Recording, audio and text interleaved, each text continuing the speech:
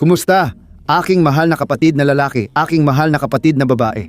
Naway sumaiyo at sa iyong pamilya ang biyaya at kapayapaan ng Panginoong Hesus ngayon at magpakailanman. Amen? Ako si Pastor Antonio Jr. at natutuwa akong ibahagi sa iyo ang salitang inilagay ng Diyos sa aking puso. Sigurado akong palalakasin ng Diyos ang iyong lakas at pananampalataya. Amen? Sinasabi ko ito dahil madalas akong nanghina, napagod, at gusto na lang humiga sa kama sa buhay ko. Pinalakas ng Diyos ang aking pananampalataya, kaya nagbago ako ng malaki. Madalas mong iniisip na, Pastor, pero ang pananampalataya ko ay napakaliit. Pastor, nitong mga huli, malamig ako sa espiritual. Mga kapatid, sa totoo lang, isang panalangin lang ang layo natin. Isang panalangin ang pwedeng magbago ng lahat ng sitwasyon. Isang salita ang dala ko para sa iyo ngayon. Sa dulo ng video, makikita mo ang pagbabago. Amen? Sinasabi ko to dahil kailangan mo ng espiritual na pagkain araw-araw. Hindi mo kailangang magpakabusog minsan at kalimutan hanapin ang Diyos. Hindi. Araw-araw kailangan nandito ka kasama ko. Kaya iniimbitahan kitang sumali sa panalangin tuwing umaga alas 5 ng umaga at sa panalangin tuwing gabi alas 6 ng gabi. Biyaya ito mga kapatid. Binabasa ko ang mga komento at natutuwa ako. Madalas akong lapitan ng mga tao sa kalsada at simbahan at sinasabi nilang sinusubaybayan nila ako araw-araw. Ibinabahagi ang mga panalangin sa WhatsApp groups at pati pamilya nila ay nakikinig na sa Ebanghelyo. May mga taong di ko inaasahan na sumusubaybay na rin sa akin. Mga kapatid, nakikita ko na ito ay gawa ng Diyos at kapangyarihan ng Espiritu Santo. Hindi akin ang gawaing ito. Gusto kong basahin sa inyo dito ang isang patotoo na natanggap ko mula sa isang kapatid na babae. Siya ay dumadaan sa isang sakit na hindi alam ng mga doktor kung ano iyon. Nagsimula siyang magdusa ng matindi, nawala ng pananampalataya at pag-asa habang lumalala araw-araw ang kanyang kalagayan. Mga kapatid, pinahiran ko ng langis ang aking mga kamay at nagsimulang manalangin. Pero ang Diyos ang kumilos sa buhay niya. Hindi ang buhay ko, kundi si Jesus na buhay at siya ang kumilos. At gusto kong basahin dito ang komento. Tingnan mo ang sinabi niya. Tingnan mo, mula noong araw na natanggap ko ang panalangin, Pastor, ako ay naibalik sa dati. Hindi ko na kayang maging malungkot. Nakikita ko na ang mali ng mga malapit sa akin at gusto ko rin silang maniwala. Ialay nila ang buhay kay Jesus at maramdaman din ang presensya ng Diyos, gaya ng naranasan ko sa panalangin. Pastor, araw-araw na akong nagdarasal tuwing umaga, tanghali, hapon at gabi. Parang pagkain ko na ito. At habang mas lalo akong nagdarasal ngayon, mas lalo kong nararamdaman ang presensya ng Diyos. Hindi pa ako naging ganito kasaya tulad ng nararanasan ko ngayon. Lubos akong nagpapasalamat sa iyong dasal at sa lahat ng ginawa ng Diyos sa buhay ko. Simula nang matanggap ko ang panalangin, mga kapatid, ito ang naging himala ko. Ganito gumalaw ang Diyos. Siya ang unang kumikilos sa ating pananampalataya. Binabago ang kalooban, sigla at kaligayahan natin at dito nagsisimula ang kanyang kamangha-manghang gawain. Ibinahagi ng kapatid na nararanasan niya ang unang pag-ibig kay Jesus at namumuhay sa pananampalatayang hindi niya alam noon. Iyan din ang nais ng Diyos sa iyo. Amen? Huwag kang mag-isip ng ganyan. Pero hindi ako nakakapunta sa simbahan. Ang dami kong pagkukulang sa Diyos. Ang dami kong kasalanan, kapatid. Walang bagay na hindi kayang gawin ng Diyos. Hindi gaanong mahalaga sa Diyos ang ating mga pagkakamali. Mas mahalaga kung hinahanap natin siya. Ang presensya niya ang nagbibigay ng lakas at pagbabago laban sa kasalanan. Si Jesus ang magbabago sa atin. Sinabi niya, ako ang puno ng ubas. Kayo ang mga sanga. Ang sanga na hindi nakakabit sa akin ay hindi mamumunga. Ang tanging paraan para tayo ay magbago ay makasama si Jesus. Magkukwento ako ngayon ng nakakaantig na kwento tungkol sa isang lalaking binago ng biyaya ng Diyos sa pamamagitan ni Haring David. Nakakagulat ang kwentong ito at tingin ko kakaunti pa lang ang nakakaalam nito.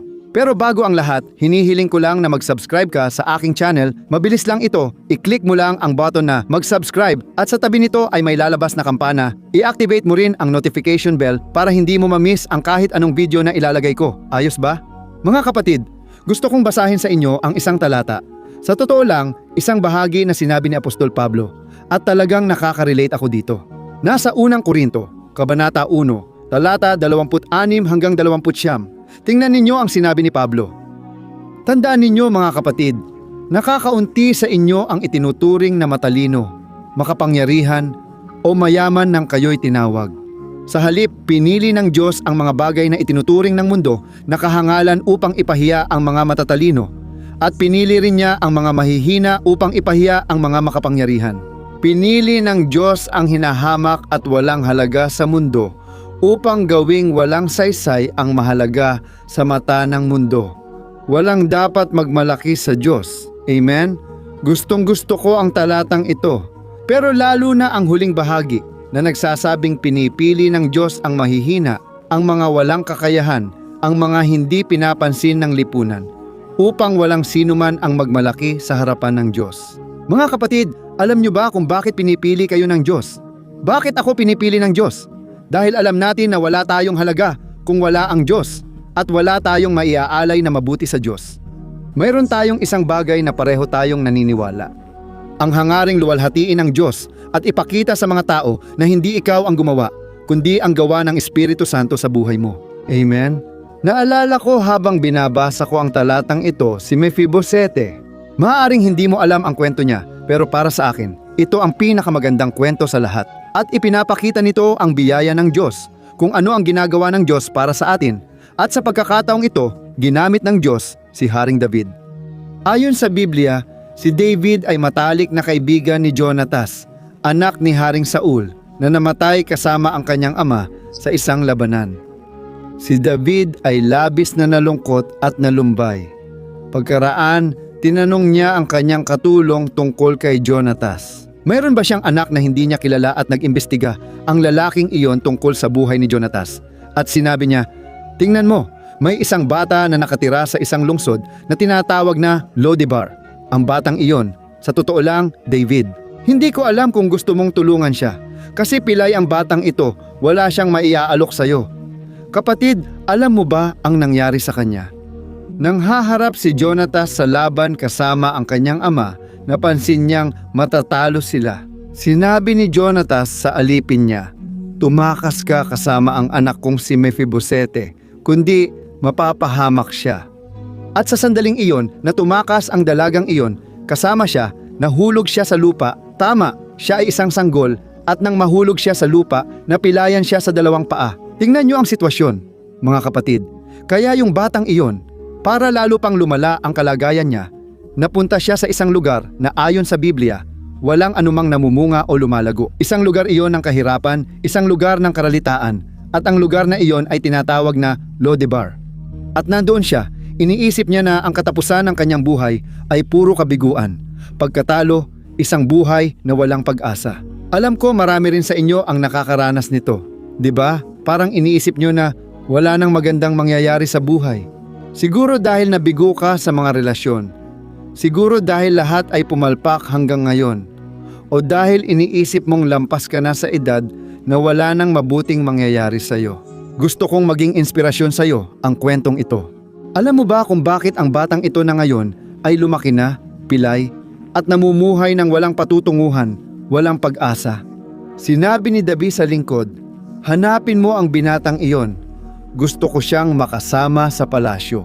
Mga kapatid, ayon sa Biblia, hinanap ng lingkod ang bata at nang humarap si Mefibosete kay Haring David, ang pinakamahalagang tao sa Israel. Lumapit siya kay David, nagpatira pa at sinabi, David, ano ang kailangan mo sa isang tulad kong parang asong tinadyakan at hinamak ng mundo? Sabi ni David, simula ngayon, bilang paggalang kay Jonatas, ama mo.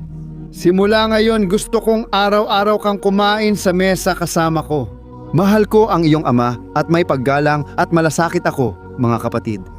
Sinasabi ng Biblia na ang binatang ito ay lubos na nabago ang kanyang buhay. Dati, iniwan siya ng mundo, pero ngayon ay nakaupo na siya sa hapag ng hari. Naiintindihan mo ba ang koneksyon? Nakikita mo ba kung paano pinipili ng Diyos ang mga bagay na kakaiba, ang mga hinahamak, ang mga bagay na walang halaga sa mundo? At tinatawag tayo ng Diyos para mapalapit sa Kanya. Amen? At ganoon din ang ginawa ni David sa batang iyon. At ikinuwento ng Biblia na araw-araw siyang kasama ni David at hindi lang iyon. Nagtanong si David kung gaano kalaki ang lupang pag-aari ni Haring Saul at ni Jonathan. At alam mo ba ang ginawa niya? Ibinigay niya iyon sa bata at pinarangalan ang buhay nito. Dito, marami akong natutunang aral dahil ipinapakita ni David kung ano ang ginagawa ng Diyos para sa atin. Iniaahon tayo ng Diyos mula sa kasalanan at buhay na puno ng kapintasan at pagkukulang. Si Mefibosete ay may pisikal na karamdaman at halata ring may sakit ang kanyang puso. Pakiramdam niya mas mababa pa siya sa asong gala. Mga kapatid, ibinalik ng Diyos ang dignidad at muling pinangarap ang kabataang iyon. Ganyan din ang ginagawa ng Diyos sa atin. Amen? Madalas nating iniisip na hindi tayo inaalagaan ng magulang gaya ng nararapat. Baka kasi hindi ka binibigyan ng tamang halaga ng iyong misis. Kaya iniisip mong ganun din ang Diyos. Nahihirapan kang magtiwala sa pagmamahal ng Ama at iniisip mo na baka may mali sa'yo. Kung ganito ka tratuhin ng tao, pakiramdam mo wala kang halaga. Mga kapatid, nagbibigay kaaliwan ang talatang ito. Pinipili ng Diyos ang mga walang halaga at mahihina. Para saan ito? Para lituhin ang mga taong akala nila ay sila ay may halaga. Yung mga taong minamaliit din tayo. Dahil wala tayong pera, nabubuhay tayo sa isang mundong materialista, mga kapatid. Ikaw na walang pera para sa mundo, wala kang halaga. Pero hindi ka mahal ng Diyos dahil sa kung anong meron ka, kundi dahil sa kung sino ka. Amen? Alam mo na ba ang kwento ni Mefibosete? Naalala ko nung una ko yung makita, doon ko naintindihan kung bakit si David ay tinawag na taong ayon sa puso ng Diyos. Mga kapatid, may pagkukulang at kapintasan siya, pero ipinakita niya ang mga prinsipyong nagpasaya sa Ama. Amen? At minsan narinig ko ang isang pastor na nagsabi ng ganito, alam mo ba kung bakit si David ay isang taong ayon sa puso ng Diyos? Parang sinasabi ng Diyos, kung ako ay magiging tao, gusto kong maging tulad ni David. Ang lalim noon, mga kapatid, madalas nakikilala ng Diyos ang sarili niya sa atin. Minsan, gumagawa ka ng maliit na bagay para sa iba at iniisip mo, wala lang ito. Pero, mga kapatid, sa mata ng Diyos, napakalaki nito. Amen? Para sa ibang tao, baka wala lang. Pero mismong si Jesus ang nagsabi, kapag nagbigay ka ng isang basong tubig kahit kanino sa aking maliliit na kapatid, para mo na ring ginawa iyon para sa akin. Mga kapatid, kailangan tayong makilala sa pagmamahalan natin sa isa't isa. Hindi lang doon sa mga nagmamahal sa atin, kundi pati na rin sa mga madalas na nagsasalita ng masama tungkol sa atin. Yung mga laging may galit o sama ng loob sa atin. Dapat nating ipanalangin mismo ang taong iyon dahil dito nagkakaroon ng bisa ang panalangin. Alam mo ba, mas nagiging katulad ka ni Jesus araw-araw. Dahil kapag ipinapakita mo ang walang kondisyong pagmamahal na ito, kapag nakikita mo ang kagandahan, kapag huminto ka para pakinggan ang isang tao sa kalsada, nagiging katulad ka ni Jesus. Kapag inaalagaan mo ang matandang babaeng tila tinalikuran ng mundo, nagiging kagaya ka ni Jesus. Ginagawa niya iyon at gusto niya na gayahin natin. Amen? Simula ngayon, mga kapatid, matutunan sana ninyong tingnan ang lahat ng nangangailangan, hindi lang yung walang pera. Maraming mayayaman ang may depresyon, naghahanap ng dahilan ng pag-iral at nakakaramdam ng kakulangan sa buhay. At maaaring gamitin kanya para magdala ng liwanag, ng pag-asa, at ang pag-asang ito ay si Jesus. Papuri sa Diyos. Kaya ngayon, mga kapatid, gusto kong ipagdasal kayo. At gusto kong hilingin na, katulad ng pagkukwento ko ng patotoo kanina na pinagaling ng Diyos ang kapatid na yon, mga kapatid, nakalimutan kong ikwento ang buong biyaya, di ba? Hindi ko binasa ang buong komento para hindi humaba. Pero gumaling siya, mga kapatid, at namangha ang mga doktor nang makita ang kapangyarihan ng Diyos. Dahil may mga bagay na hindi natin maipaliwanag, di ba? At madalas, mas nagtitiwala tayo sa salita ng tao kaysa sa salita ng Diyos. Gumaling siya para sa kaluwalhatian ng Panginoong Jesus. Ayon sa Biblia, pinapahiran ng langis ng mga disipulo ang may sakit, ipinagdarasal sila at nagpapalayas ng demonyo. Hindi dahil sa kanila kundi sa pananampalataya. Amen? Kaya gumagawa ng himala ang Diyos. Naniniwala ako. Ikaw rin ba? Kung oo, sabayan mo akong manalangin. Ngayon, iuunat ko ang kamay ko At habang nananalangin ako, ihain mo sa Panginoon ang iyong pinakakailangan. Maaaring problema ito sa kalusugan. Ipagdarasal natin yan. Pwede mo ring iwan dito ang iyong komento. Sa huli, nais kong ibahagi mo ito para maraming buhay ang maantig ngayon. Amen? Luwalhati sa Diyos, ipikit natin ang mga mata at manalangin sa pangalan ni Jesus. Panginoon, Diyos at Ama, lumalapit ako sa iyo upang magpasalamat dahil kahit hindi kami karapat-dapat, minahal mo pa rin kami. Sabi nga ng iyong salita, lahat kami ay naligaw at lumayo sa iyong presensya.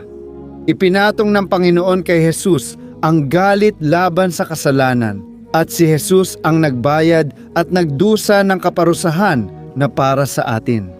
Diyos, salamat sa iyong kapatawaran at kaligtasan dahil araw-araw, Ama, nalilihis ang aming puso.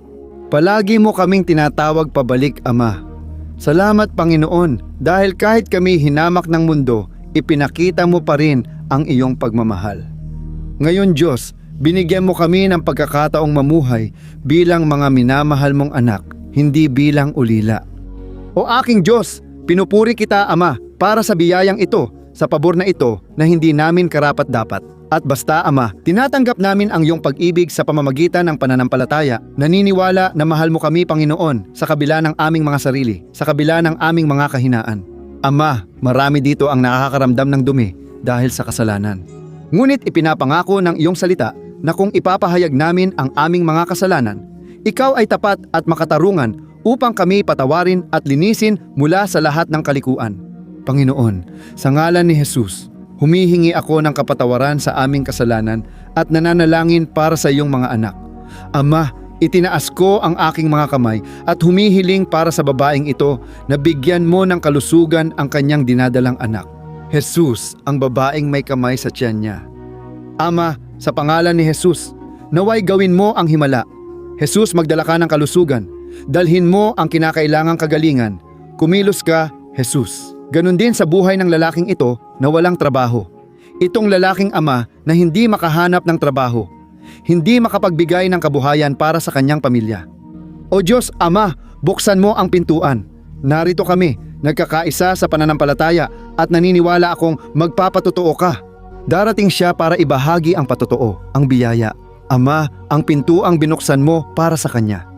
O Panginoong Jesus, hinihiling ko rin sa iyo para sa kabataang ito na madalas nakakaramdam ng pag-iisa sa kanilang tahanan, nakakaramdam ng pagiging inabandona, at hindi natatanggap ang pagmamahal at pag-aaruga na nais niyang matanggap. O Jesus, punuin mo ang pusong ito ng iyong presensya, Panginoong Diyos. Napakaraming kahilingan ng panalangin. Ama, pakiusap. Tingnan mo po ang taong ito na nagluluksa at nahihirapan sa pangungulila. Madalas niyang maramdaman ang pag-iisa at pagiging inabandona. Dahil parang ang tanging taong naging gabay, ang tanging taong parang ilaw, ngayon ay nawala na. Jesus, punuin mo ang buhay na ito at ipakita mo sa kanya ang dahilan, layunin at pag-asa niya sa mundo, Ama. Sa pangalan ni Jesus. Hinihiling ko rin, O Diyos, para sa lahat ng umiiyak, Ama, yung may depresyon, nasa ospital at wala ng lakas bumangon. Panginoon kong Diyos at aking Ama, iniunat ko ang aking mga kamay. O Diyos, ako'y nananalangin sa iyo. Hipuin mo ang taong ito, Diyos, mula ulo hanggang talampakan, na maramdaman niya ang iyong panibagong lakas, na maramdaman niya ang iyong pag-ibig, ang iyong presensya, o aking Diyos. Sa ngalan ni Jesus, alisin mo ang lahat ng kasamaan. Itinataas ko laban sa lahat ng masamang espiritu at demonyong nagdudulot ng sakit at karamdaman. Itinataboy ko ang karamdaman sa ngalan ni Jesus. Panginoon, ilagay mo ang iyong kamay. Naway maranasan ng taong ito ang bagong lakas at ginhawa ng kaluluwa. Jesus, alisin mo gamit ang iyong kamay ang sakit, pighati, sama ng loob, galit at masamang damdamin na nagpapahirap sa kanila. Ama, tulad ng mga alagad ni Jesus na nanalangin at nagpahid ng langis, hinihiling ko rin ito sa iyo ngayon. Naway wasakin ng Espiritu Santo ang lahat ng tanikala at bigyan ng liwanag ng Panginoon, aking Ama, ang isipan ukol sa mga planong inihanda mo ngayong taon. Naway malaman niya, simula ngayon, kung anong desisyon ang dapat niyang gawin at naway hindi niya kailanman makalimutan na ang iyong pag-ibig ay mas dakila kaysa sa lahat ng bagay sa mundong ito, mas dakila kaysa sa aming mga pagkukulang at mga pagkakamali. Walang kondisyon ang iyong pag-ibig, Jesus. Ako'y nananalangin at nagpapasalamat sa iyo. Amen. Luwalhati sa Diyos. Aleluya.